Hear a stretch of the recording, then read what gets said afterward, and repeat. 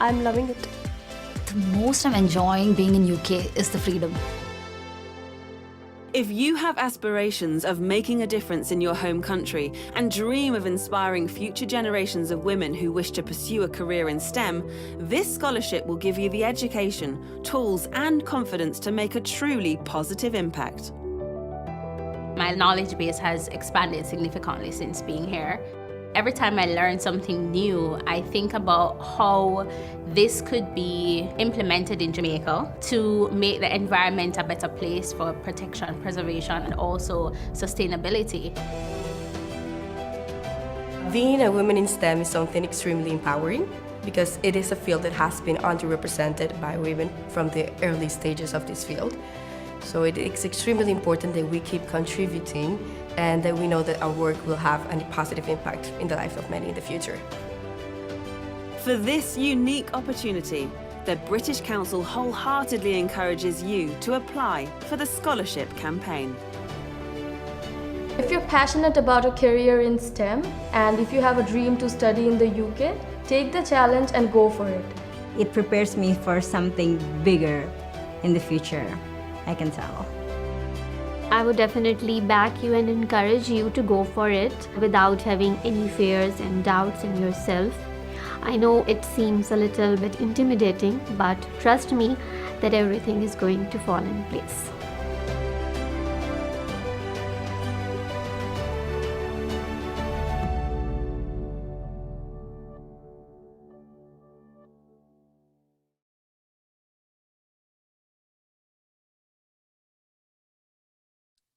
Hello and good day to everybody. Very warm welcome from Indonesia and also from the UK. So this can be good morning for those of you who are in UK or other parts of the world. And good afternoon. It makes it a little bit complicated now to greet people because people seems to come from all over the place. But welcome. Assalamualaikum warahmatullahi wabarakatuh. Shalom, Om Swastiastu, Namo Buddhaya, Wachatingjan. Welcome to our info session for Scholarship for Women in STEM. We're very happy that we actually have quite a number of participants who would like to know a little bit more about Scholarship for Women in STEM. But don't just stop into the info session because it's very exciting to apply for scholarship. So without further ado, let me share with you the housekeeping rule for today's event. So as usual, please turn off your microphone when you're not talking, of course. And then it is okay if you want to show your face or not, because we would like to see a beautiful and handsome face, of course, and make it a little bit feels like human being rather than talking to the machine, yeah, laptop, yeah. And also, if you do have a question during question and answer, you can do so by writing in the chat box, of course, by writing your name and university or city or affiliation. And then I will summarize and ask the questions to the speaker. So this event is going to be recorded. So if you feel like you don't want yourself to show anywhere in the recording, feel free to turn off your camera. And then we hope that this event can actually help all of you, especially those who are interested in taking further studies to the UK and apply for a postdoc position in the UK. And before I forget myself, let me introduce myself. My name is Nani Saryanti. I'm currently at Universitas Kristen Satawacana, but I'm also the alumni of UK from the University of Manchester. And for the record, I support the city and not the United.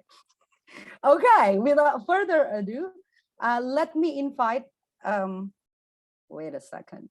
Let me invite Ibu Diah Wihardini, PhD, as the head of NUNI, or Nationwide University Network Indonesia, who kindly organized this event in cooperation with British Council. So Ibu Diah, the screen is yours.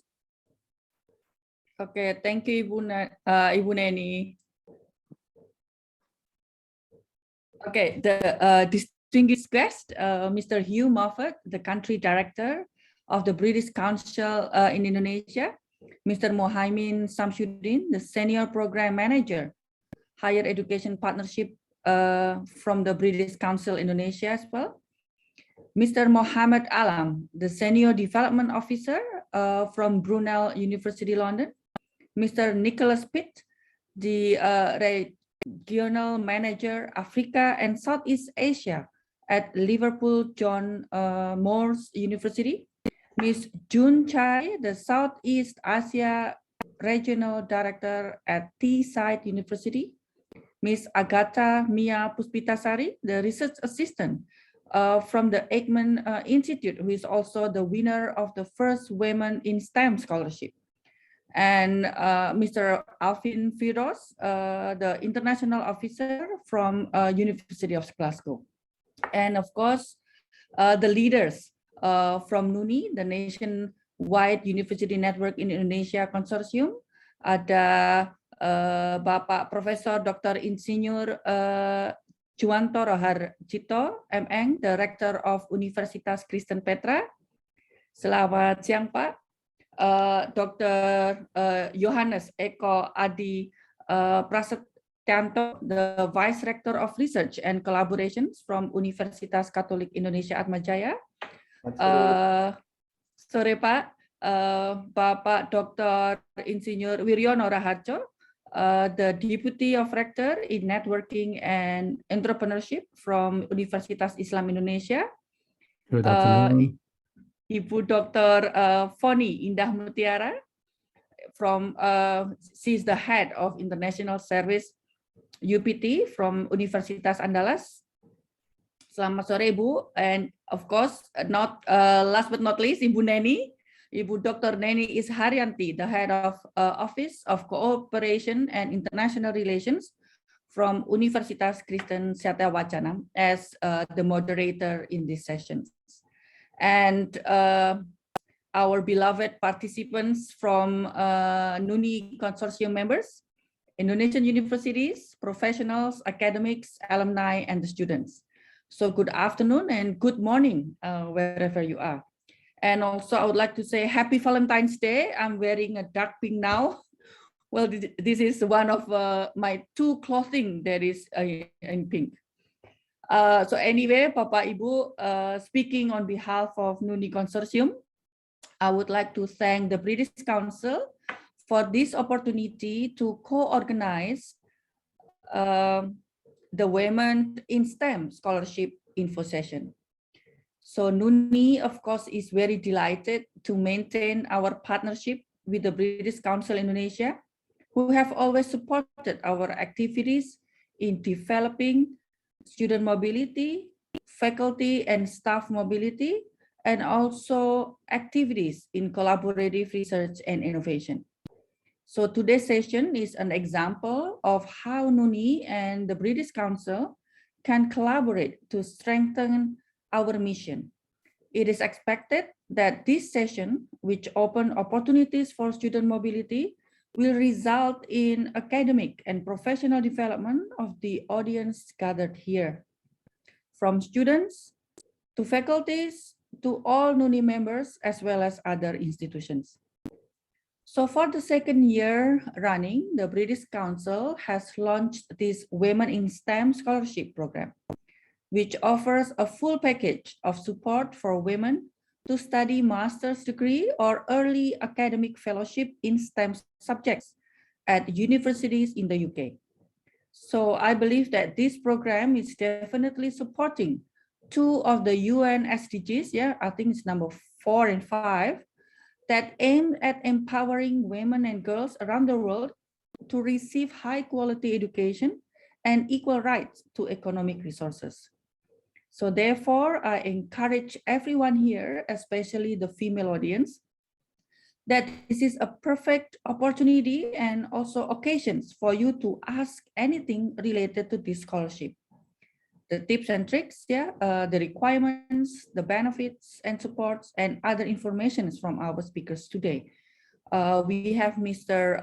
Mohammed Alam, Mr. Nicholas Pitt, Ms. Jun Chai, who will surely be glad to present the scholarship schemes and answer the questions later.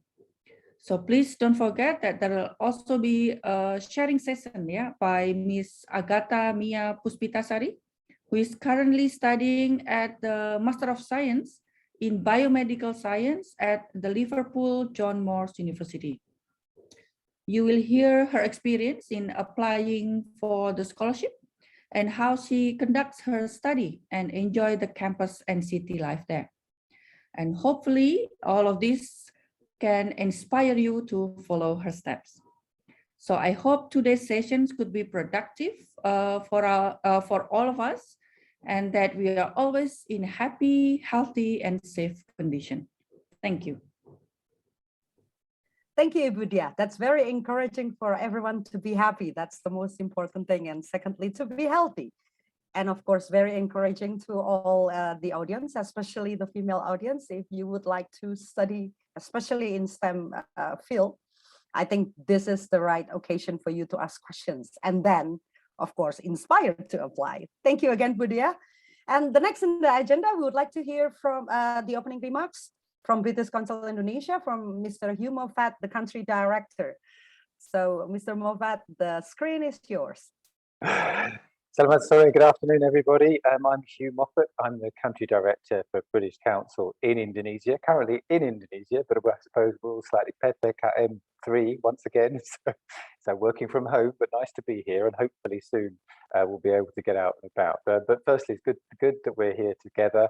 And thank you very much to Nuni, particularly to the head of Nuni, Ibu Dia Wihardini, and of course to everybody, Ibu Dia, that you mentioned. I'm afraid I can't remember all the names, but it's an august list of some great people around the Nuni network, the 21 leading public and private universities. So we're honoured to be working in partnership with you here today, not least because it's an opportunity to really highlight one of our most exciting scholarship schemes, the one that I think all the people that we heard from, the winners or the people that have been studying in the last year have said it all really. But the key phrase, of course, that we all know is underrepresentation. And that is the thing that we want to see more of. Now, while we are offering 18 masters and 8 academic fellowships and a full scholarship with tuition fees, IELTS stipends, travel and masters, let's get more people doing this and getting more opportunities. Let's find other ways in our partnership with Nuni to think about how the government of Indonesia, the government of the UK, can invest more in this area. Science is a critical area, certainly, and critical for both governments as we move to the post-recovery syndrome. It's a key issue that's mentioned in G20. Of course, you'll see G20 flags all around Indonesia right now, and the UK are very keen to support the success of Indonesia's G20 presidency. So let's just make sure that we do make as much noise as we can about this scholarship, and let's remind why it's important, that key word, give people, women, the opportunity in STEM, and let's see where we go from there. So thank you very much to all of you. The focus in this case in science is around climate change, healthcare management, automation, and water engineering.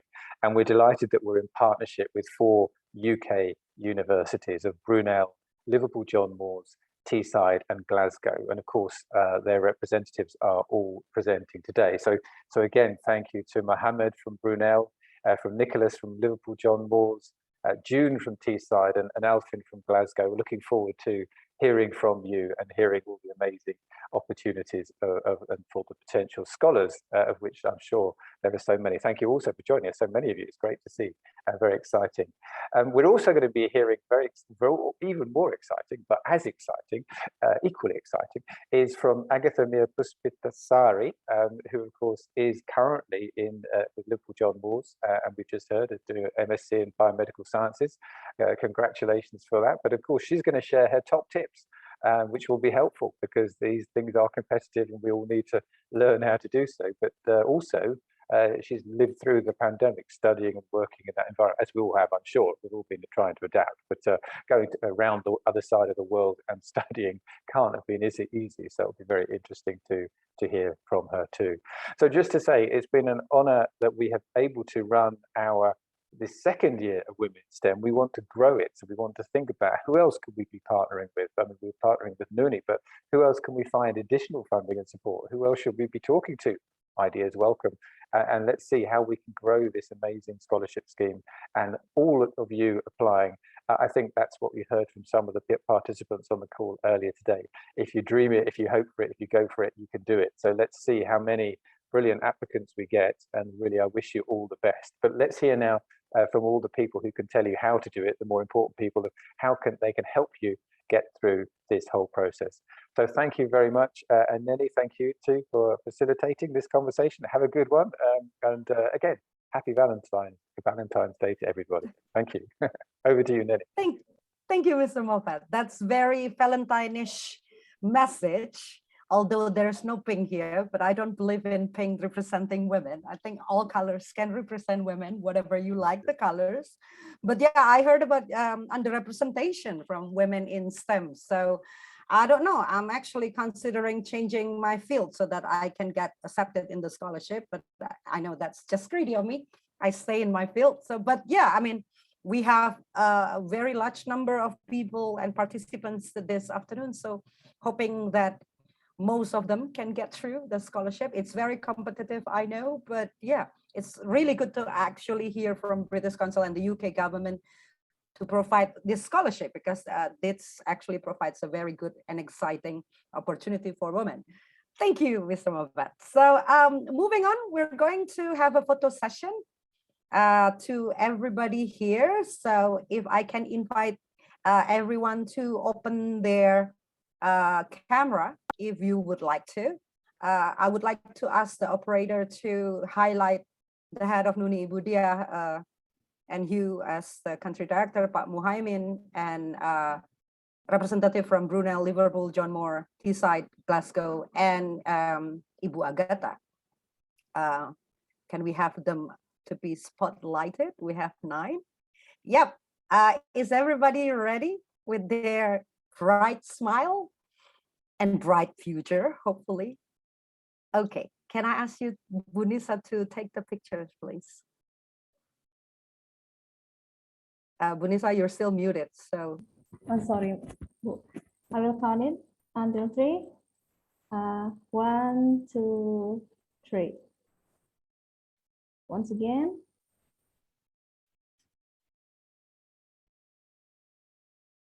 One, 2, 3. Okay. I think we still need the second photo session, so I would like the operator to highlight Ibu Diah again, Hugh Moffat again, Pak Muhaimin again, and the representative from Unika Atmajaya, Universitas Andalas, Universitas Islam Indonesia, Universitas Kristen Petra, and UKSW. I'm not really sure who to spotlight. Ada Pak Wiryono, Pak Wing dari UI. So all of the vice directors, I think. Ada Pak Yosef juga katanya, Bu? Ada Pak Yosef juga. Pak Yosef Mambu. Saya boleh di remove saja karena saya bukan orang penting. Saya di remove aja nggak apa-apa gitu, karena maksimal 9 ya. So Zoom only allow 9 screen to be showcased at the same time. So are we ready, Bu Nisa? Is everybody already here? Or Pak Wing sama Bu Foni masih kamera ya? Ya, Bu Foni sudah, Pak Wing sudah, Petra sudah, kamera belum. Pak Jiwandar, oh sudah kok Bu Diah. Pak Wing sudah. Pak Ibu Foni kameranya, oh Bu Foni sudah. I think we are ready ya, Bu. Okay. 1, 2, 3. Once again.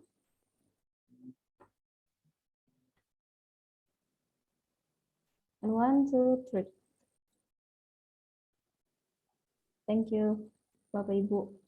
Thank you, Bapak Ibu. That's thank you, Bapak Ibu. Now, that's a little bit of glimpse of the power of Nuni, the people in power in Nuni. So probably if you want to take notes of their names, you know, it might be useful, but not for the scholarship. For the scholarship, you can only rely on your own abilities. And I believe that everybody here is equally able. So we would like to go on to a more exciting, probably, or well, equally exciting part, where we will hear about the Women in STEM Scholarship, what it is about, you know, what it is about, why it's here, from the Senior Program Manager of British Council Indonesia, Pak Muhaimin Samsudin. So We're excited, Pak Muhaimin. So could you share with us the overview of the scholarship and the program? All right. Okay. I will try. Can you see my screen now? Yes, Pak, we can see. Okay. So I'm going to be quick here, only 4 minutes. And I think later on, colleagues from UK university partners will explain to you all on sort of the detail of how you should apply for the courses and some key important dates and processes. But let me tell you a little bit about the scholarships. So this is Women in STEM scholarships, and it's funded by British Council. We've been running this scholarship for 2 years, and fortunately, Indonesia has been included as one of the key sort of priority recipient for these scholarships, and hopefully we can grow as for more scholarship in the future, as Hugh mentioned. Thank you once again to Nuni, Ibu Dora, and the team who's sort of taking on board and then very professionally organize and run the event. Thank you very much. So I think a little bit on the backgrounds why we committed to do this. I think several of the recipient in the earlier video mentioned underrepresentations, and then if we look at data from UNESCO, it's clearly women's are underrepresented represented worldwide in terms of STEM subject and also the career they choose in that subjects, and that's you know the reasons why British Council committed some of our grant to provide opportunities for girls and women from ASEAN countries, some from South Asia, from Africa and South America to really study in the UK in STEM subject areas. So these are the scope of the scholarship in ASEAN. So it's for all ASEAN member states, excluding Singapore and Brunei. So citizens of Singapore and Brunei are not eligible for these scholarships. And this year we have 2 streams of scholarship, if you like, one for masters and the other one is early academic fellowships. I think probably the term more familiar for Indonesia audience is postdoctoral. So we have 15 for master, and there is no geographical sort of restriction. So if we have good Indonesian applications, we can have sort of more scholarships. So last year we had 3 Indonesians recipient. Hopefully we can have more Indonesians recipient for these scholarships. And we have 5 UK partners. All of them are here except colleagues from York, who is unfortunately unable to attend. But all the information about studying in York can be found in our website. So a little bit on eligibility sort of criteria. Obviously, we want to support those who are in need of financial support. You need to demonstrate that in your applications. And obviously, you will have to be a graduate of S1. And one important thing, it's your S1 is not from the UK. So if you studied your undergraduate in the UK, you are not eligible for this scholarship, unfortunately, because we want to diversify and give opportunity for other people to experience excellence in UK higher educations. And because you will need to study in English, you need to demonstrate your English language competence, and each university have different policy on your IELTS score. So these are just some of the eligibility criteria. There are there is a full sort of list of criteria that you have to see here, and then I put it in this link. And it's the benefit of this scholarship is obviously it's the academic prestige. So you study in the UK, it's a world-class higher educations. The UK have some of the cutting-edge research facilities, a good pedagogy, and also you are meeting scientists from all over the world. So it will only enrich your experience and also your knowledge and network. And it's a full scholarship, so it includes tuition fee, stipend and accommodation in the UK, travel costs, UK visa, and the NHS surcharge. For mother with dependent children, there will be additional funding and reimbursement of IELTS costs. So far we have received sort of several questions when we first sort of announced that we are going to run these scholarships. So these are some of the questions that we have received, and I thought I would share it with you. One is there any age limit to these scholarships? The answer is no. So we don't discriminate people based on the age. So, I mean, it doesn't matter whether you graduate, your undergraduate is from 1990s, 70s, it doesn't matter. You are eligible to apply for these scholarships. Even if you already have a master, you are still eligible for applying for this scholarship. However, you will need to convince the panelists why you need additional postgraduate qualification. What is it that add a value for you? And as for the deadline, it varies because the way the scholarship works is we channel the grant to the UK university partners, and then they manage on behalf of British Council. So each university will have their own timeline and processes. So make sure you check carefully which university you want to apply for and what deadlines they have. So make sure you don't miss that. And later on, you will hear from some of them directly.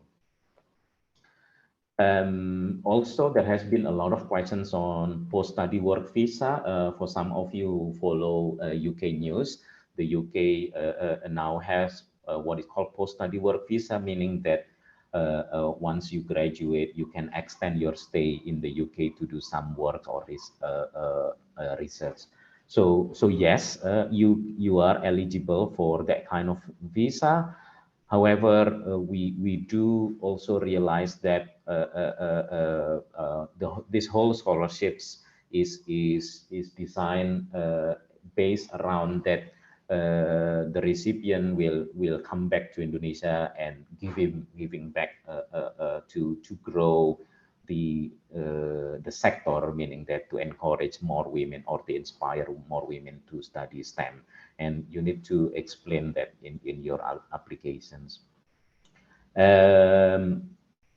So for question related to course, what kind of sort of subject matters that you want to study at the university, you can ask the university directly. The list or the website of our university partners and also their main contact persons is listed in this website. Just a little bit of explanations.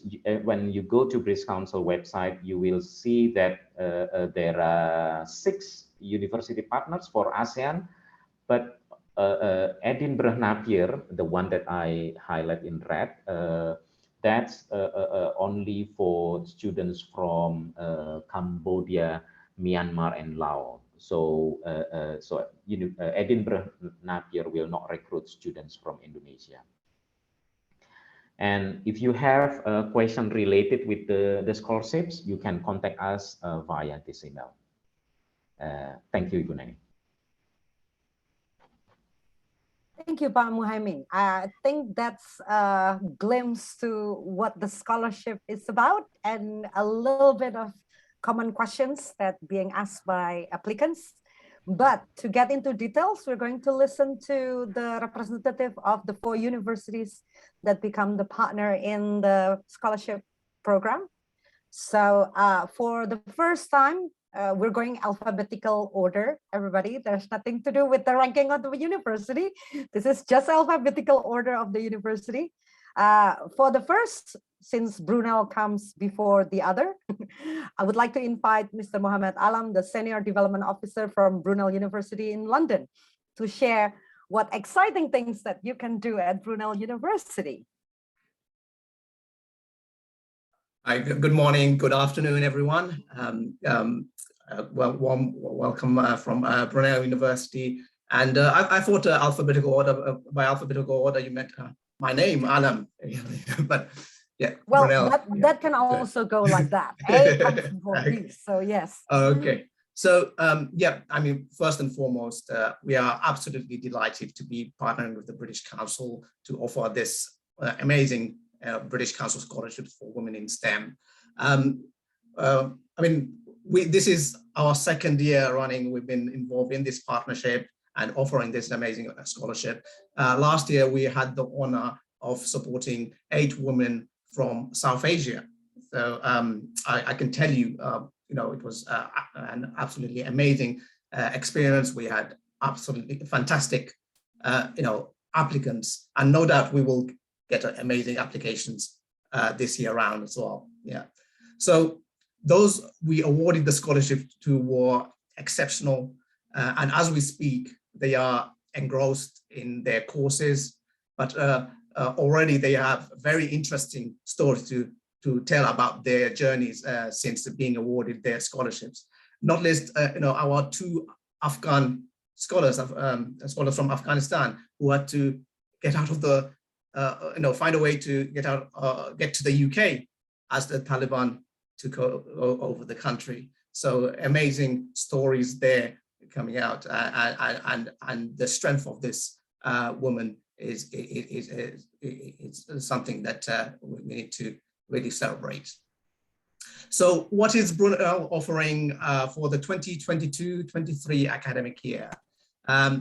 We have 5 scholarships available across 8 programs, and these are MSc Sustainable Electrical Power, MSc Renewable Energy Engineering, MSc Water Engineering, MSc Environmental Management, MRes Environmental Sciences, so this is a full-time research program, and MSc Sustainability, Entrepreneurship and Design, and MSc Public Health and Health Promotion, and finally MSc Disease Mechanisms and Therapeutics. All these details of all these are available via our website, brunel.ac.uk/scholarships.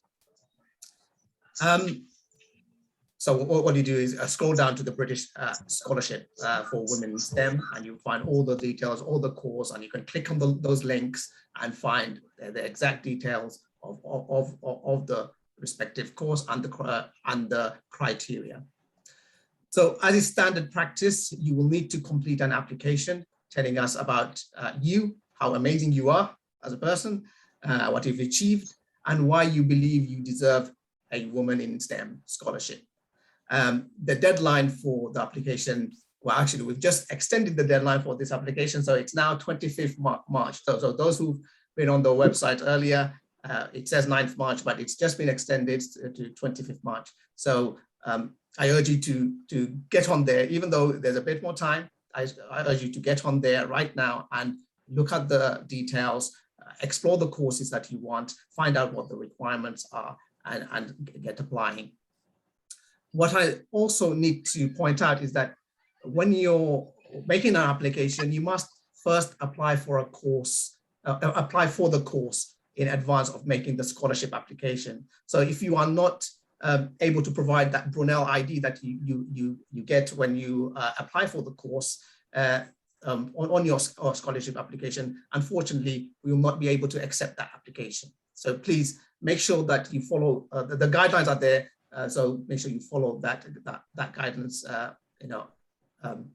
properly to avoid your application not being accepted. Yeah.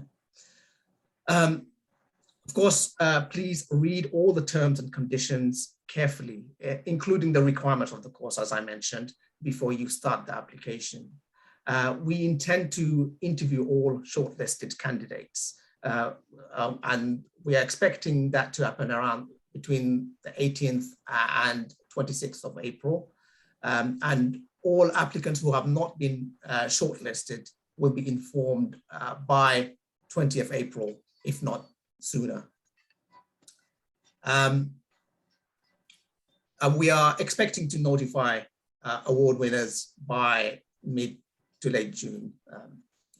So why Brunel, you say? Okay, Brunel offers everything: world-class teaching and learning experience, excellent sports facilities, great eating spots, industry-leading technical facilities, and amazing student support from a single campus in Greater London. We are one of the most international universities and amongst the most diverse in the UK. And as you make your way across the campus, you will not fail to realize this international community. So not only are we providing you an experience of the UK, we are providing you a glimpse into the world. So we are a hop and skip away from the excitement and adventure of central London and the calmness and serenity of the country. And we hope to be able to provide an inspirational experience that will enable to become an excellent role model to women and men everywhere. So that's me, that's Brunel University.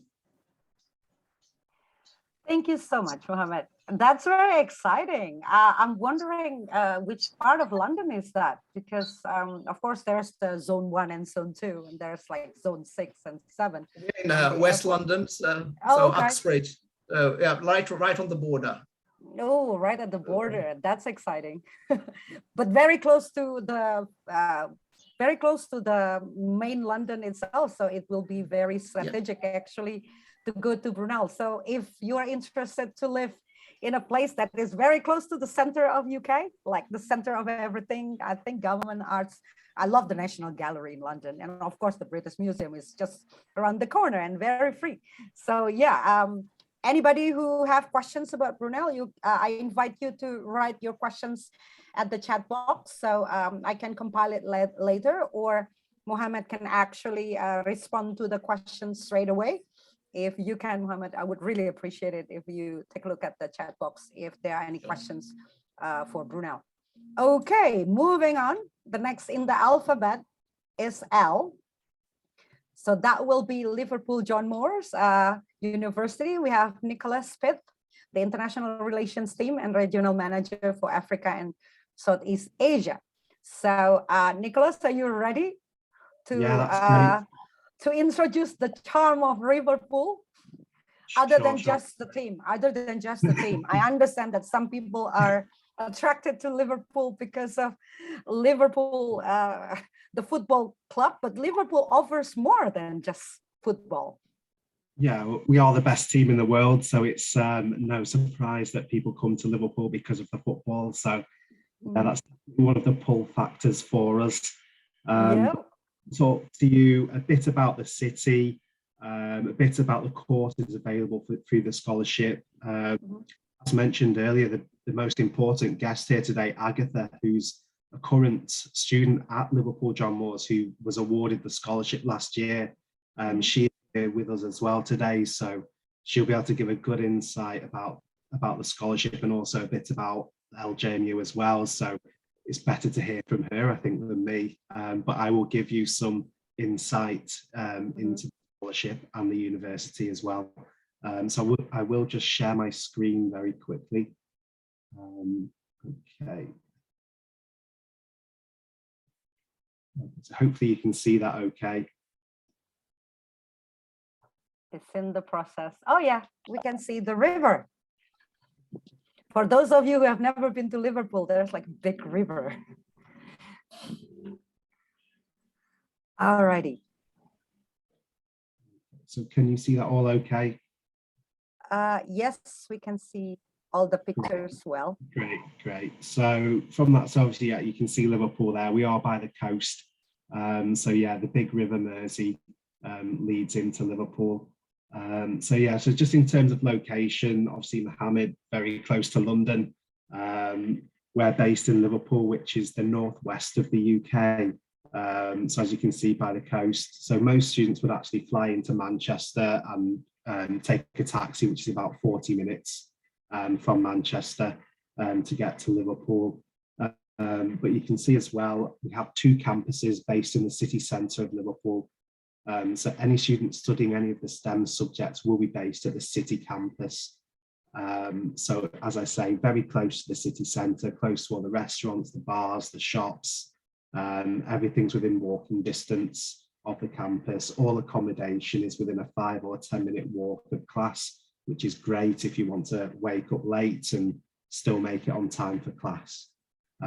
So yeah, again, that sort of really supports, you know, no travel. You don't have to get a bus or a tube or a train or anything to get to class or into the city. So everything's very, very compact and close together. But yeah, Liverpool, a big global city. We've got communities from all over the world, including Southeast Asia. We have a big Indonesian society based in Liverpool as well, which is a group of Indonesian students across all the universities in the city. So that's a great way to sort of network and get sort of tips from those students that are already based in Liverpool. So maybe places to eat, where's the best places to go. Lots of Asian supermarkets, so you don't have to suffer with sandwiches and fish and chips and roast dinners every day. There's a variety of different things that you can have in Liverpool. But as mentioned earlier, you know, the biggest pull factor, or one of, in my opinion, is the football. I'm a big Liverpool fan. Myself was at the game last week and at the weekend. So yeah, fingers crossed this season can get a bit better and we can win the league. But yeah, there can be opportunities for you to get to the games. Obviously, there's Everton as well, based in Liverpool. Much easier to get tickets for them. Not quite as successful as Liverpool. But in the past as well, the Beatles, a big pull factor for the city as well, that makes Liverpool one of the biggest tourist destinations in the UK. And yeah, just lots of things to do in the city. We are well located and it takes 2 hours to get to London as well. There's trains running every hour. So if you are interested in going to London and seeing other parts of the UK, we are very well connected to a lot of other parts of the UK. Liverpool as well, regularly voted one of the friendliest cities in the UK, very welcoming, which hopefully Agatha can support later on as well. So in terms of the university itself, the breakdown, we have 5 faculties, obviously focusing more here on the science and engineering faculties at the university. But I think what's different about LJMU compared to many other universities is our practical focus on teaching. We are very practical led, a lot of project-based work, links with industry, placement opportunities, especially in these subjects that are listed for this scholarship as well. So I'll go into that a bit more in a bit.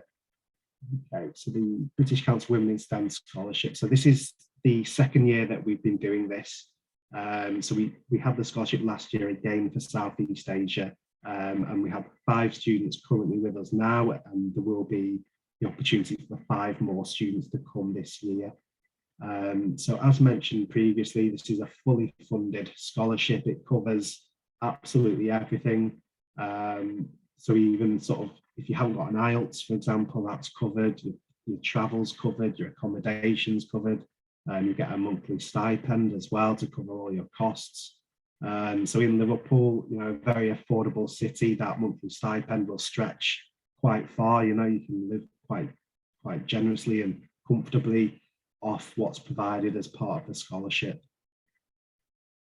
Okay, so going on to the courses that are available, we've got in the Faculty of Science, it's the MSc Climate Change and Sustainability. So for this course, what we're looking for really is a background in geography or environmental science, but they can be quite flexible in terms of what you have studied before in terms of getting an acceptance onto that. what they like to see in the personal statement, and probably what will come through onto the scholarship application is your passion and what you hope to achieve from doing this course. So again, sort of one of the key things for the world really going forward is this climate change and sustainability. So an excellent opportunity. We were one of the first universities to do this course in the UK, so it has been running for a couple of years now. So yeah, a very, very good course if that's what you're interested in. Then we've got the MSc Clinical Exercise Physiology, so that sits within our School of Sport and Exercise Science. We are ranked in sort of the top 12 in the world within sports science. So a very strong subject area for us. So again, that's an opportunity for you if you're more interested in the sport and exercise science area.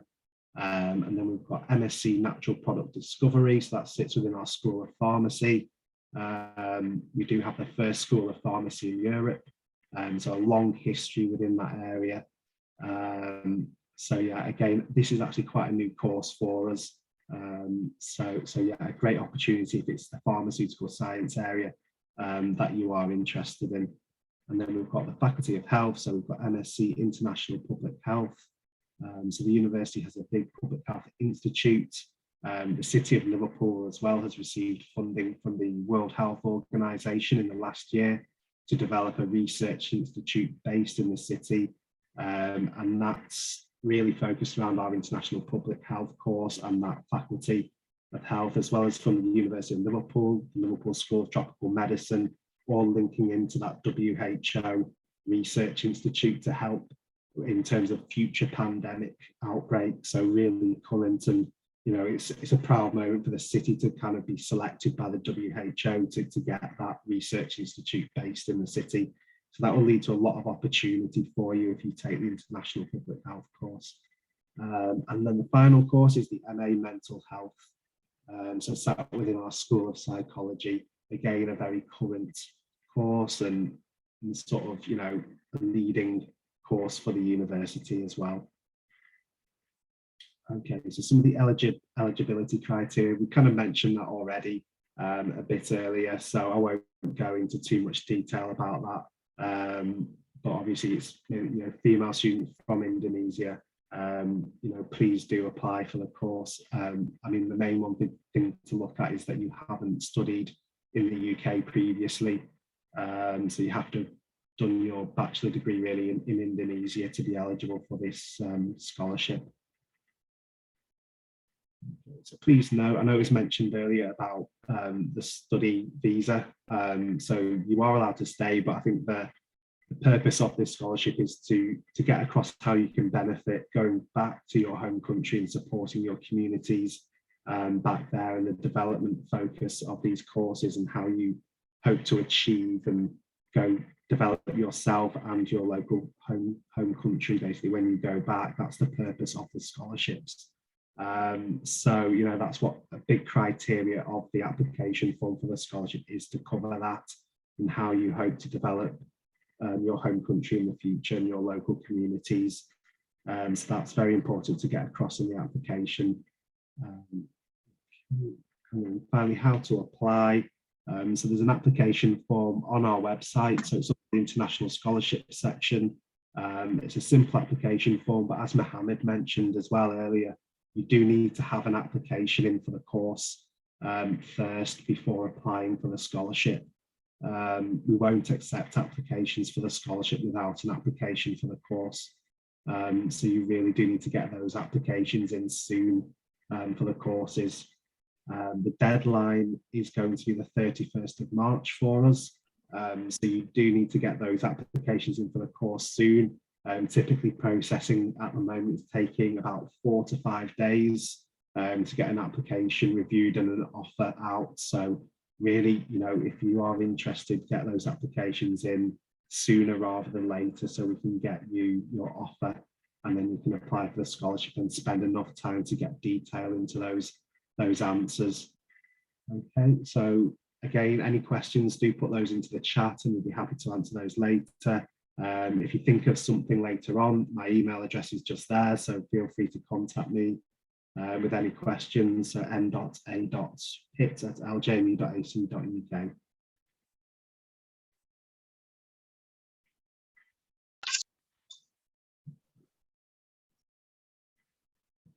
All right, thank you, Nicholas. That's very helpful. It's not only Liverpool, but also Beatles, the Beatles. I remember the Beatles walk.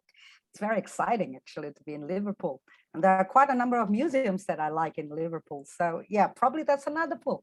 Not, we don't need to sell the university, because I'm pretty sure that everybody who reads can know exactly the quality of education that Liverpool and other universities here provide and offer. And I think one of the most important takeaway from Mohammed and Nicholas' presentation is that if you would like to apply and very serious about it, it's always a must to take a look at the university website and read carefully the guidelines, because that's one of the things that I think it's a little bit frustrating as Indonesians, that we tend to ask questions rather than reading the guidelines carefully. So I think that's very important also to point out to any potential candidates or applicants. And also I've seen that there are quite a number of questions at the chat box, and many of them have been answered either by Pak Muhaimin or respective university where the question is directed to. So thank you so much for answering, but we're going to listen from another university, Teesside University. I'm actually very excited to hear from Miss Junchai, because I haven't heard about Teesside. Excuse my ignorance, but I'm pretty sure that it's going to be as exciting as other universities. And maybe if I could pay a visit in the future at the university, or to KL to you, but yeah, of course, to Teesside first and then to you. So over to you, Ms. Junchai. Thank you so much, Ibu Neni. It's so nice to be here today. First of all, thank you, Nuni coordinators, for having Teesside at this presentation, and special thanks to everyone who have allocated their time on such a special day, especially Valentine's Day, when you're supposed to have time with your loved ones, coming on this session today. So I'm June, I'm from Teesside University, and this is the very first time that we meet here. Let me just share my PowerPoint presentation with you and share a bit of insights of Teesside University with you. Okay, I hope everyone can see my screen now. Yes, okay. Right. Teesside University has been around for more than 90 years, and we have not shied away from any international students coming on campus with us. We've always been hosting international students. We have more than 60 international nationalities coming onto campus at any one time. And within the Southeast Asia population, we do have strong presence of Indonesians, Singaporeans, the Thais, and the Malaysians, Malaysians being the strongest, the biggest population. Okay, so we are very welcoming towards international students, and we hope to see most of you there. So a little bit about our international reputation. As I've mentioned, we have over 90 years of teaching, learning, and innovation in education. And we also ranked in Times Higher Education World Rankings in 2020. And very importantly is that we are also ranked in social inclusion. I think this is really important. And Teesside University is also a proud, a proud member of the Adobe Creative Campus, the very first one in Europe itself. This allows you to use whatever facilities there are, whatever applications there are from Adobe Creative. So we are the very first one. And one of the key highlights that we always share with our international students is, despite you perhaps have heard about us, have not heard about us, is that we're very proud with our International Students Barometer. We've always been ranked very highly for the past 5 to 6 years on our International Student Barometer. This is particularly to the support that we have for our international students, from pre-departure right down to the virtual learning environment, right down to accommodation, and also the lifestyle around there. And this recent survey in 2020, we also have very good ranking as well. We are also placed in one of the top 5 in UK itself for our International Student Barometer. And where exactly are we located? We are actually in the northeast of UK, and we are connected with 2 international airports. So don't worry about you having to go to massive, crazy airport down in London. No offense to London, but of course, during summer or during September, the line could be very, very long, and you need to clear the line for 1.5 hours to 2 hours. So Teesside, we are located around about 60 minutes from Newcastle International Airport. And we also have Teesside International Airport, which is around about 20 minutes from where you are. So feel free to choose whichever airport that you want to land in, and we will have free airport pickup for our students. And where exactly are we in Middlesbrough, in the context of UK? We are not too far from London. Hi, Brunel. We are not too far from there. We are around about 3 hours or 2 hours from Manchester. If anyone who wants to go for the soccer game, or you can go and visit and have a very nice weekend at York, or even in Newcastle. If you are interested to go for your Indonesian food, you can easily get it from Newcastle itself. I'm one of those who always hunt for Asian food. Being a very Asian food-oriented person, it's so easy to get Asian. So I think this is what bothers a lot of parents when they find out that, oh, how easy it is. So you don't worry about it. You are well connected. We are not just located in one small little area, but you're well connected through train and all the international airports. If you want to go to other parts of Europe, you can do so too through the Newcastle International Airport. So on campus itself, we've got 6 to 7 accommodation options for you. You can choose to your heart's content, but every accommodation is just right around the corner. It's no more than 5 to 7 minutes walk. So most of my students, in the cold winter, what would they do? They would not want to wake up too early in the morning and they want to rush to the school. So you can wake up practically 20 minutes before, and then you walk to the school. So it's very simple, and there's no reason not to attend classes. Well, talking about Teesside University, we have come a long way. We have actually invested more than 270 million pounds over the years, and there's another 300 million pounds. And what are these investments all about? Is to ensure that we have campus facilities to cater to all our students, not just international students. So at the moment, we are actually having all the sciences. We have the latest National Horizon Center, NHC, which also looks into, we work closely with Fuji, where we are running our research as well as the technology in vaccine bottling. So you have access to all these when you come to Teesside University, and not to mention that, everything is really digitally enhanced. Everything you can get connected through digital connection on campus. The other thing that we are very proud of is our student and library services, which is ranked very highly. We have 24/7, and we've got all the support that you can think of, from visa, BRP, sports and well-being, and so on and so forth. One of the key things that we also want to talk about is the mental health and well-being for our students as well, because over the past 2 years where pandemic is happening, there is ramp-up support for our students' mental health and well-being support. At the same time, we are also worried, for parents who are worried about the safety of the children. We do have Safe Zone app that you can actually download on your phone.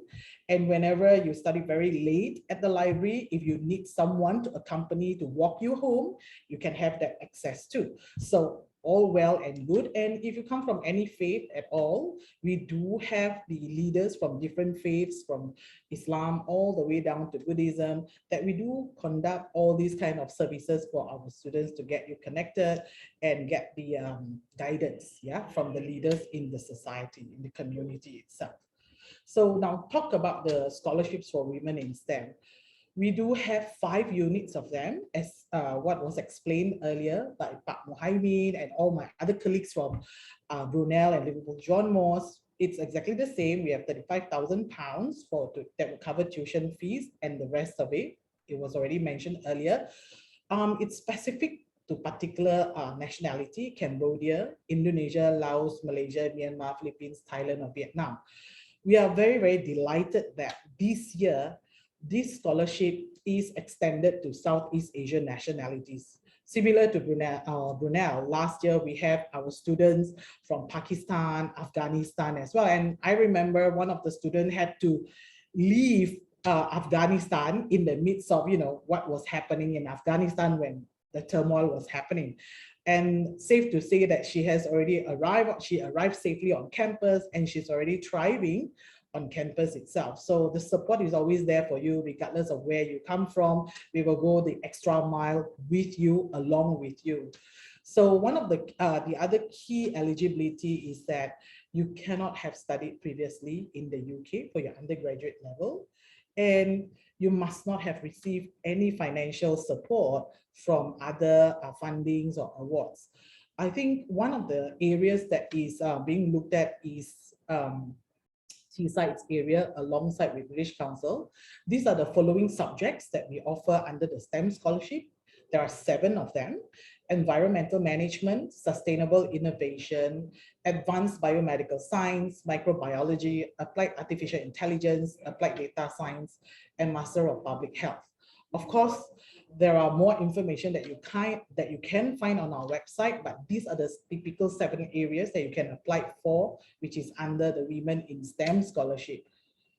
How to apply is very straightforward. Please make sure that you apply to one of the courses listed above, which I've mentioned, and you must be eligible for it. When you look at courses that has applied in it, there's an applied title to it, that is meant for students who are not from the relevant background. That means you must not have studied in that area, but from another area. So these courses are actually conversion courses. You must also lodge in a separate application for the STEM scholarship, which is on our website as well. This application that you write for Women in STEM is not just collecting your basic data, but you need to showcase why would you be an ambassador for women, especially in STEM area. How are you going to use this knowledge to inspire the next generation? I think this is really important because this is giving back to community, empowering women in the community as well. And we do have similar deadline to, I think, Liverpool John Moores, that's 31st of March at 5 p.m. UK time. So our students will be notified by late May or early June on whether they are successful or not. Just a little bit more, what do we look for in our candidates? Well, basically, there are a few criteria: outstanding academic ability. We also want you to showcase that how are you going to inspire the next generation of learners and raise the ambitions for everyone with the desire and the ability to learn. I think this is really important. We'll also have, you will also be willing to participate in internal and external activities and be an ambassadors for our university and for the area that you study. So these are the 3 key areas that we are really looking for when you submit an application to us. Very straightforward. What are our entry requirements? These are just the basic entry requirements. As you can see, S1 with a 2.5 out of 4, or D4 with a minimum of GPA of 2.6 out of 4. And English, that is the minimum. However, for students who are applying for Women in STEM, obviously your academic requirement needs to be above and beyond. Last year, where we had 9 applications, there were 9 offers of Women in STEM. We have 60 applicants coming through, and definitely their CGPA is a cut above the rest, obviously, and of course they can showcase that they are really going to be the movers and shakers in the industry or in the area that they are studying. So who are our scholarship committee? Just to give you an idea who would be looking through your application: our Pro Vice Chancellor International, our Director of International Development. We also have representative from the academic school. We have the Associate Dean International. We also have the Recruitment and Mobility Head, Planning and Strategy, and we also have the International Recruitment Assistant and Scholarship person, who is my colleague, who is unfortunately not able to be here today. So you have a good spread of committee members, from the highest to those that look at the applications fairly from all angles. Right. On another note, just to share with you why Teesside would be a good place. Teesside University has always been about promoting gender equality. We've always been promoting women in STEM. We've also had leadership position where it's held by women on campus itself. So there are activities like the Power of Women, the Girls Network. We even run International Women's Day, where we have virtual exchanges between students in India and our high school in UK, where the students can inspire each other to be in the field, in the area, talking about their daily life, how to be better, how to get them there. If you were to look at our female STEM careers, so we have won multiple awards, and one of them is Athena Swan Charter, where it recognizes good practice and commitment to advancing gender equality and higher education. And if you were to look through, these are some of our leaders on campus where they hold really high position and they are female as well. So this is all about gender equality, and this is something that T-Site is really passionate about. And talking closer to home, where we have 5 regional officers, out of the 5, 3 regional officers head are actually female as well. So in all essence, we are promoting women empowerment, promoting gender equality. So I will skip this, and if there are any information that you require, do let us know. You can contact us via these email addresses, and we look forward to welcoming you on campus itself, obviously. And if you have any inquiries at all, please drop us an email, or you can reach out to British Council as well. This is our email at Southeast Asia Regional Office. I believe the PowerPoint will be shared with all of you right after this webinar itself. Lastly, thank you. And once again, happy Valentine's Day, and hope you have a wonderful evening. Thank you so much. Over to you, Ibu Neni. Thank you, Mr. Chai. That's very exciting. It seems very impressive. And please go through Manchester. It's better, you know, of course, me being selfish. But it's very closely a little bit of illustration to everybody who would like to apply in the UK. The train system is very good in the UK. So actually, wherever you are, you will be well connected everywhere. You can pretty much visit within an hour or two. I think I remember the farthest I went is actually Glasgow, which is around 3 hours from Manchester. So speaking of Glasgow, we're going to have the representative from Glasgow, Pa Alvin, who's going to share with us if previously we were talking about the master degree program. Pa Alvin Firdaus, the International Office from University of Glasgow, is going to share specifically about the postdoc opportunity, because I could see that in the chat box, somebody has already asked about that, Pa Alvin. So obviously, we are also joined with some lecturers or professionals in research who would like to go for postdoc. So this is the time, because Glasgow is one of the partners in this program specifically for postdoc. So go ahead, Pa Alvin. What Glasgow can offer other than the museum that has Jesus on Christ by Dali? That's what I remember from Glasgow. Okay. Thank you, Ibu Neni. I think everybody can just listen for my voice. So I will share my screen right now.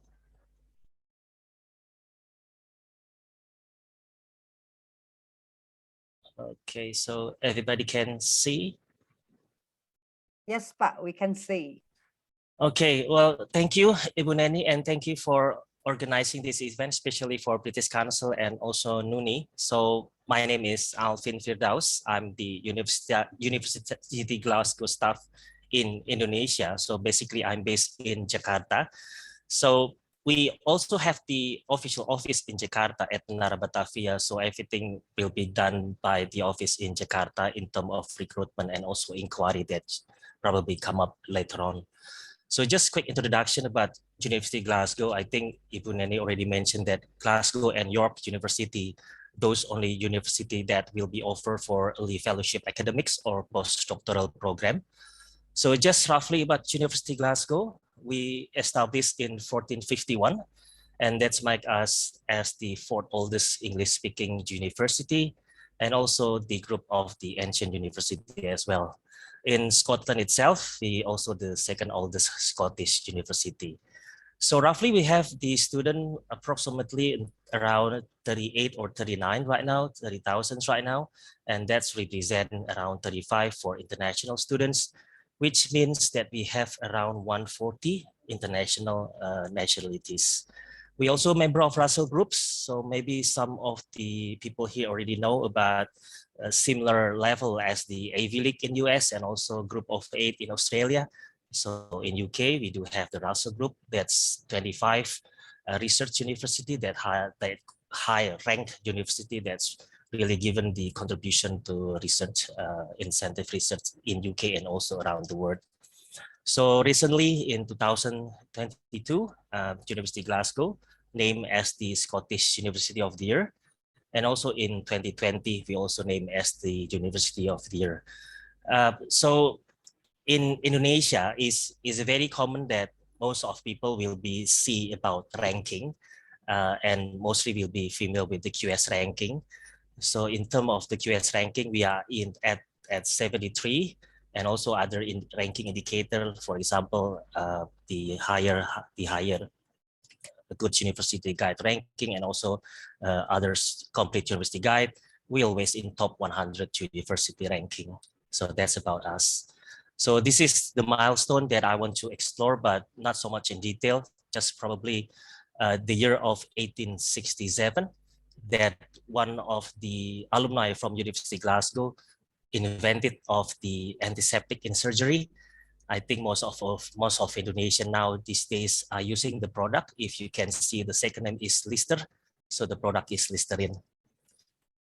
And the notable alumni, just name a few, like Adam Smith and also James Watt. Those two names are being used in our school, Adam Smith Business School, and also James Watt of School of Engineering.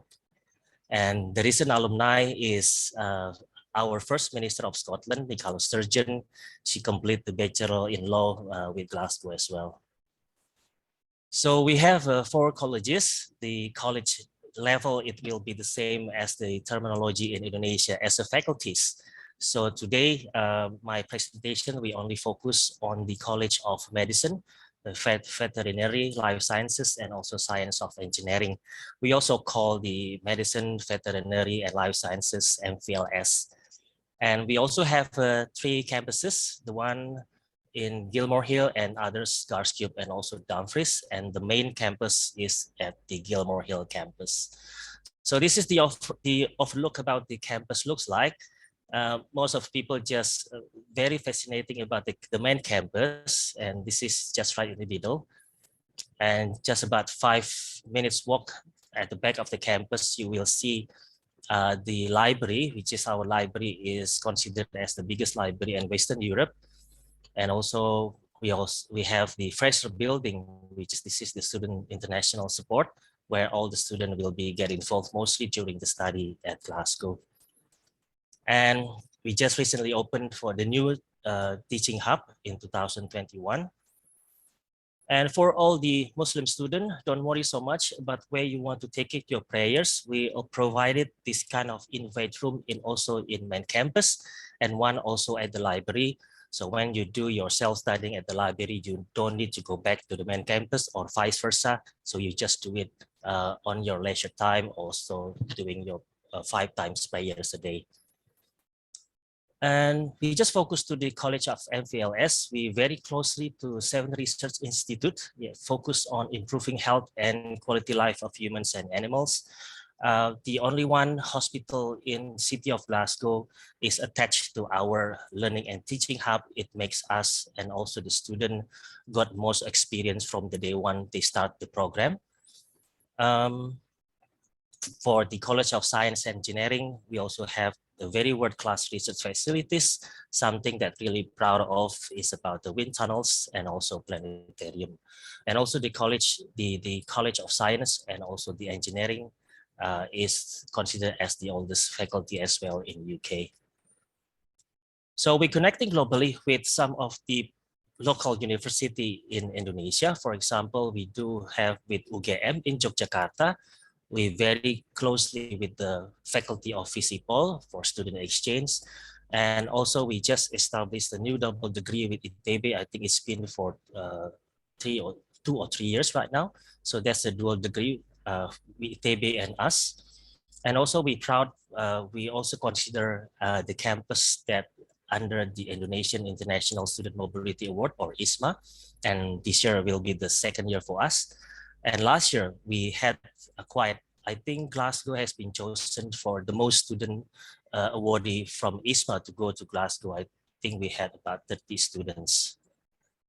So this is the STEM program. Well, very sad to say that the STEM for the Women's Scholarship for Glasgow will not cover for PGT program, but these are all the program, probably just a few of it.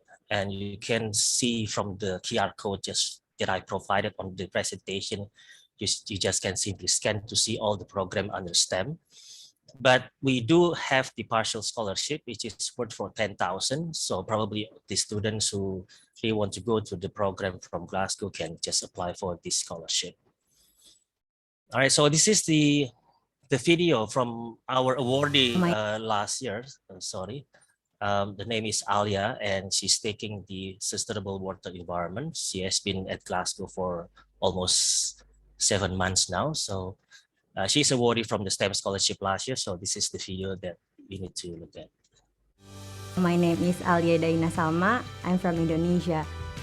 I'm studying MSc in Sustainable Water Environments at the University of Glasgow. I think Glasgow is a very lively city, easy to get around, easy to commute. I get the chance to socialize with my friends, not just around campus, but in the city center. There are a lot of pubs, restaurants, cafes. It's great. It's very empowering to see all women, and all of them are studying in STEM together in this scholarship, sharing this great opportunity together to be able to give back to their countries. What I wish to gain from my study here is how to manage water sustainably, and then I want to bring those skills and knowledge back home to Indonesia. If you're thinking about applying for the scholarship, I would say just go for it, because you're this close. It has already transformed my life. Everything really changed for me. Not only I moved to another country, but I also have to live in a place so different from home. It prepares me for something bigger in the future, I can tell. Okay, so that's the awardee for last year intake.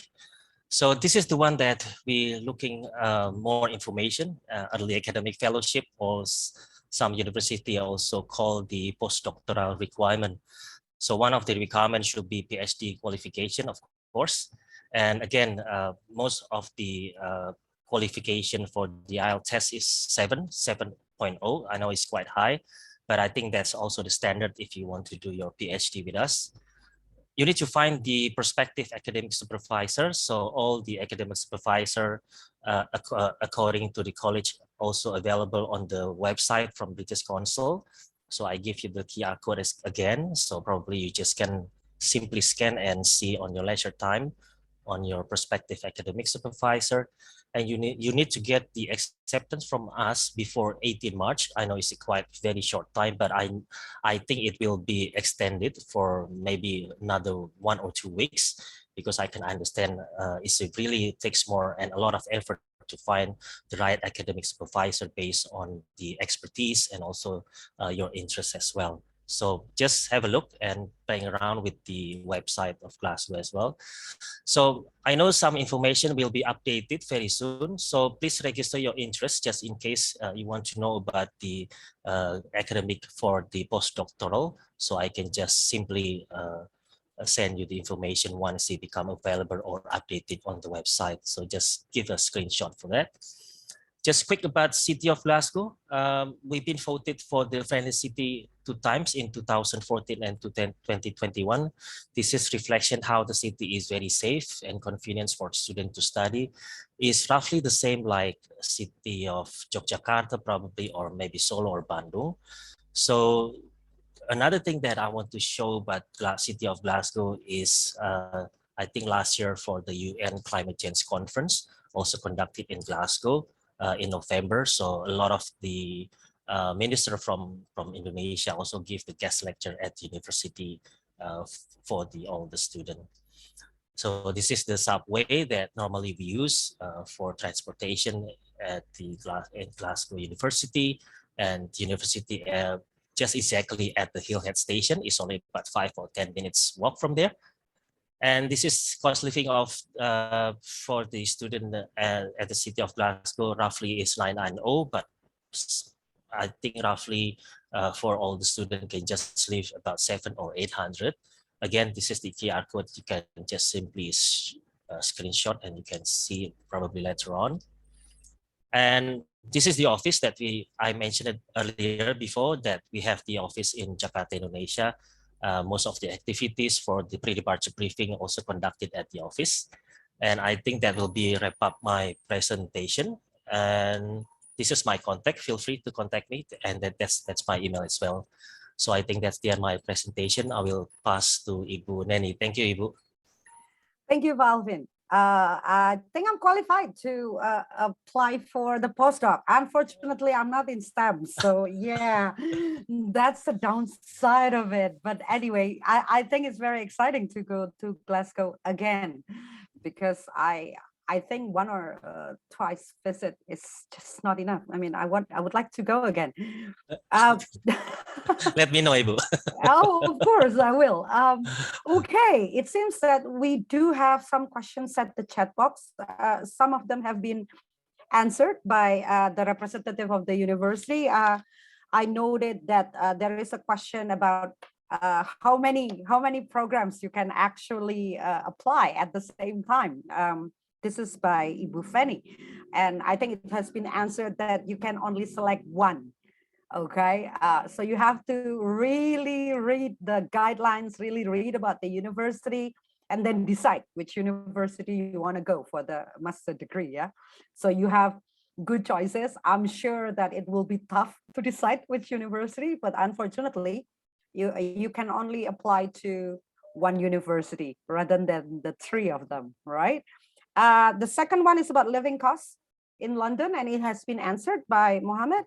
And also, I think Pa Alvin and Ibu Jun has already shared as well about the living costs in each of the cities. And as a standard, everybody please read the website, because the website of the university usually contain information about the living costs of each city. Yeah. And also about the postdoc from Bu Eka Dewi has been answered by Pa Alvin through the presentation. There's also a question about childcare facilities for Teesside, which has been answered. And I think it also applies to the university, that there are quite a number of childcare facilities being accredited by Ofsted. So the quality of the childcare is heavily monitored by Ofsted to make sure that the facilities and the care offered through the childcare is of the standard of the UK government. Another questions that has not been addressed, and I'm going to address this to every representative, is what is and also to the British Council, what is the regulation in terms of the pandemic? Because I think this is something that has become concern of all of us when we are traveling to another country. What are the regulation and such, especially from the UK government? And also I'm interested to know about this because I'll be coming to Belfast in May, so I need to know. Anybody probably from British Council, Pak Muhaimin, maybe what is the latest policy in regards about traveling to the UK during the pandemic? I think you can travel to the UK, but the rules change periodically, and I think the best advice that I can give you is look at the UKVI website, and I think there are several differences of traveling overseas during the pandemic.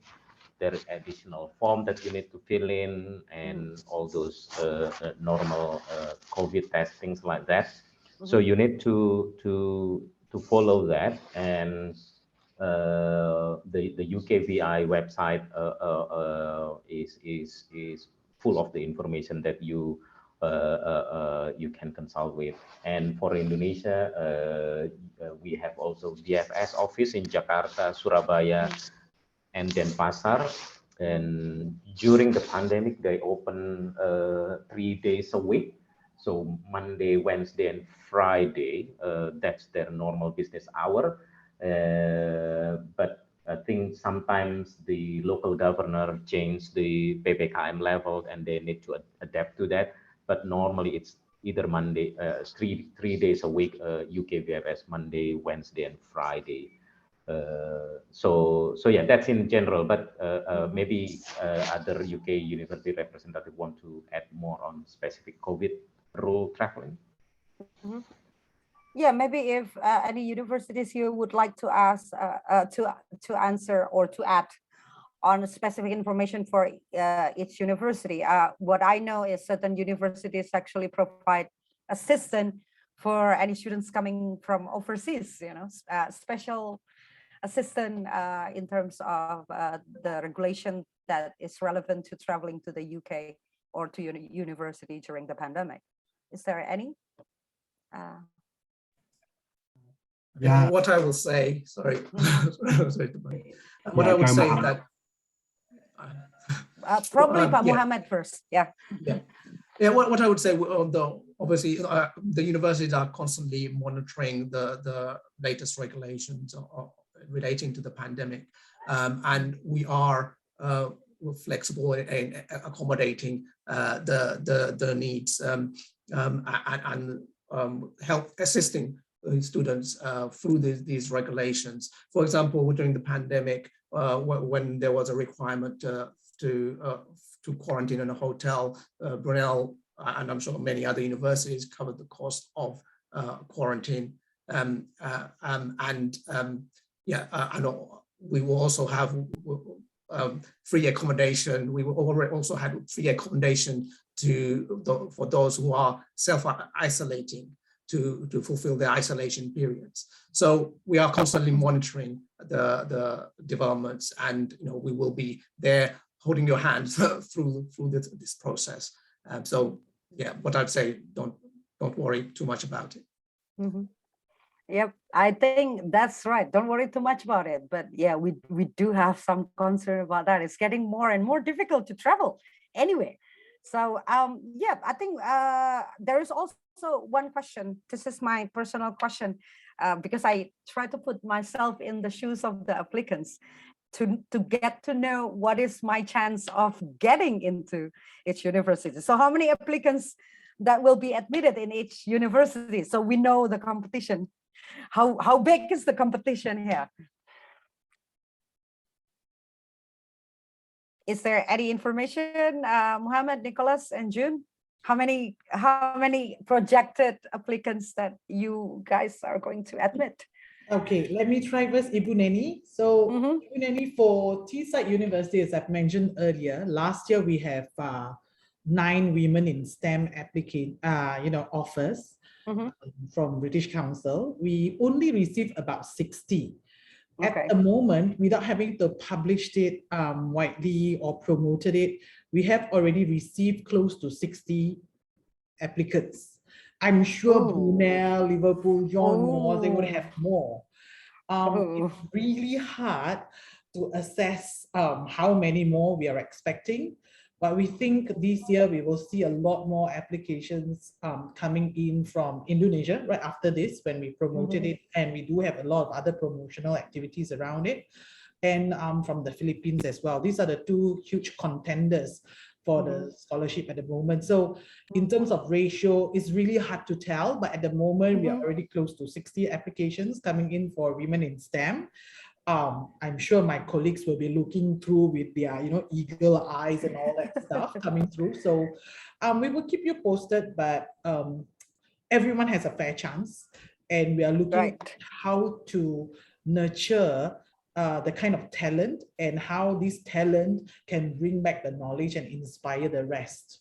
That is the aim of the university. I hope that answers, because I really don't have any idea as to how many we are expecting. We don't close at just because we've got 100 applicants. We don't close at just because we've got 200, but by the deadline. Thank you, Ibu Neni. Okay. 60 is quite high. Oh my goodness. It's kind of like there are a lot of competition out there. But of course, again, fair and square, if you're really good, you don't need the spotlight. The spotlight will spot you, right? Exactly. So if you're really, really good, I feel just give it a try. Yeah, from Brunel's perspective, for last year, of course, we delivered to South Asia last year, and we awarded 8 scholarships. We actually received close to 200 applications. Oh my goodness. So you can imagine the popularity of the scholarship. So like I said, you get in there early, and put an effort into that application. But first and foremost, what I'd say, look at the eligibility criteria and make sure you fulfill those the criteria before you submit, because from those 200, we did manage from the outset, not I would say about 40% did not fit the criteria. So wow, 200. There's some kind of weight now, in the shoulder, but hey, just give it a go. I think that's my motto the rest of my life. Just give it a go, because you never know, you never know your chance until you give it a try, right? So yes, I think time is running, but if you are very interested in the scholarship and the opportunity, we do have a testimonial, and this testimonial from Ibu Agatha Mia Puspitasari is probably something that everybody in the audience are looking forward to, because we're going to have the tips of how to get into the program. Now that we know it's very competitive, yes, of course, if you're really good, competition will be really high. But yeah, who knows, we can pick something from Ibu Agatha. So Ibu Agatha is the recipient, first one from Indonesia last year. So I'm pretty sure, no, I'm sure actually, if she can get in, she can share with us some of her tips in order to get into the scholarship program. So Ibu Agatha, we're looking forward to listening to the tips. Please give us all the tips where you can. Thank you. Okay, thank you, Buneni, for the time. First of all, thank you for the invitation for me to give a talk and to share the tips in this info session. I hope the participants will find it helpful. I'll just share my screen first. Okay. Okay, so my name is Agatha, and I'm currently a student of Master of Science, Biomedical Science in Liverpool John Moores University. So later on, if you have any questions outside this info session, you can contact me through LinkedIn. So to start with, I'm going to directly discuss about how to write a personal statement from my experience last year. So the first thing to do is just tell a story about your journey. So pick like a unique story of your life. Start from your undergrad, and then like you think of one problem that you want to solve. Start from undergrad. So like pick one problem and then tell that problem, and you can align that problem with a story of your life. And then later on, if you already find a good or like a good, what I can say, like a good department or like program in one of the universities from the British Councils, you need to look for their course as well. So, and then from that problem, and then your story, and then their course, you have to link in together, align them together with a good flow and good structure in your personal statement. And then no need to write it like really long words, like 2 or 3 pages is enough. Don't make it like really long, like 5 or 10 pages. And definitely they won't read it, all of the pages. And then the second tips for me is be proud of yourself. And then you have to, like, in Indonesian word, literal meaning is like sell yourself. So if you have any positive points, just tell them, and then just don't be embarrassed about that. And then the last one is just be confident. And then like you have to pour like all of your passion in that personal statement. So that's for the personal statement. It's just pretty straightforward, actually. So studying in the UK, actually in the Liverpool John Moores University, it's been an exciting time for me because we have like face-to-face class. And if you can see in the right corner, here is the picture of me with the other recipients. So 2 from Malaysia and 1 from Thailand and 1 from Vietnam. And in Liverpool John Moores, we already have face-to-face class. And then, of course, we have to do rapid diagnostic test first. And the university provide us the kit, and we have to like do the test twice in a week. And then, of course, we have to like wear face masks, whether in class, either in classroom or in campus. And then Liverpool John Moores actually has a lot of events for the students. For example, we have this Freshers Fair. Last year, it's like a welcoming week for a student. And then in that event, we can meet a lot of people and their societies too in Liverpool John Moores University.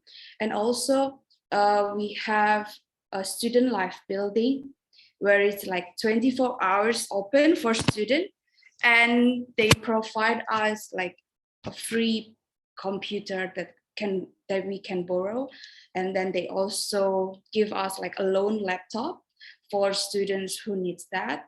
And then they also have academic skills where you can ask anything related to our study, for example, like statistic, or like even if you have like a personal problem like mental health, that kind of things. And also they have career fair. Like last week, they have career fair for the students, and they also have they also provide us an information about volunteering or summer internships availability for this year. And apparently living in the UK during pandemic is not as struggled as in Indonesia, where we have to wear face masks anywhere. So apparently this is me with, of course, with the rest of the students eating out, just have, and then like had a normal chat, hangout times without wearing any face mask. But of course, before this, we make sure that we were like negative with the rapid test. And the rapid test actually like free here. As I said, the campus provide us free kit. And of course, we have PPI Liverpool, or Indonesian Student Societies in Liverpool. So this is me last year. We had like a gathering together, like once in 2 months. We we all frequently gather together to hang out or like just catch up, and then like eating together, cooking together, that kind of things. And we also had like a webinar, podcast, a lot of interested activities here with Indonesian students. Yep, and that's all from me. I hope you find it helpful. Thank you, Agatha. That's very helpful. A little bit of glimpse of how to actually get into the scholarship and what life it is in Liverpool. So we're running out of time, and we come to the end of this info session. Thank you for all participants who have been here to stay until the end, and thank you for all the representative of the university. If you do have questions, I think all the representatives have already put their contact number or email, or how they can be contacted. But of course, always look at the website of the universities that you are interested in to get to know some more. So here we are by the end of this session. I would like to wish everybody a pleasant evening here, or a pleasant day if you're at the UK. And looking forward to see your applications, no matter how tough it is, because we believe that you can.